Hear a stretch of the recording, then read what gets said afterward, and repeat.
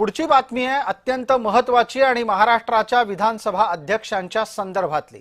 महाराष्ट्राचे विधानसभा अध्यक्ष भारतीय जनता पार्टीचे नेता राहुल नार्वेकर अडचणीत आलेले आहेत। राहुल नार्वेकर अडचणीत येण्याचं कारण आहे त्यांच्यावर ठपका ठेवण्यात आलाय, आरोप करण्यात आलाय की त्यांनी उमेदवारांना धमकावलं।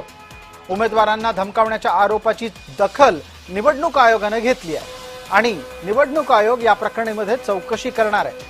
हरिभाऊ राठोड काँग्रेसचे माजी खासदार, त्याचबरोबर भारतीय जनता पार्टीचे एक वेळचे खासदार, सध्याचे आरक्षण अभ्यासक यांचा राहुल नार्वेकरांशी झालेला वाद एका व्हिडिओतून समोर आला आणि त्याच निमित्ताने हरिभाऊ राठोड यांनी नार्वेकर उमेदवारांना धमकावत असल्याचा मुद्दा मांडला।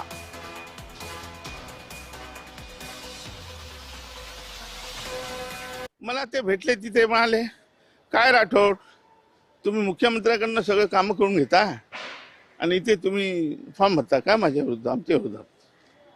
म्हटलं नाही साहेब, आमचा समाज आहे, तिथे 12,000 वोटर आहेत तुमच्या 226 मध्ये, त्यांची इच्छा आहे कधीतरी ओबीसी, आणि तुम्ही म्हटलं मराठा आहे साहेब, तुम्ही कसे काय ओबीसी झालात, तुम्ही कधी ओबीसी झालात? म्हटलं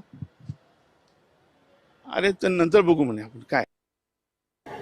प्रभाग क्रमांक 226 त्या 226 मध्ये आमच्या म्हणजे अपक्ष उमेदवार आहेत सौ तेजल दीपक पवार या महिला उमेदवाराने अर्ज भरला। तिचा अर्ज मागे घ्यावा म्हणून दुर्दैव या महाराष्ट्राचे, या महाराष्ट्राचे विधानसभेचे अध्यक्ष राहुल नार्वेकर आणि त्यांची सगळा कुटुंब परिवार त्यांच्या मागे हात धुवून लागलाय।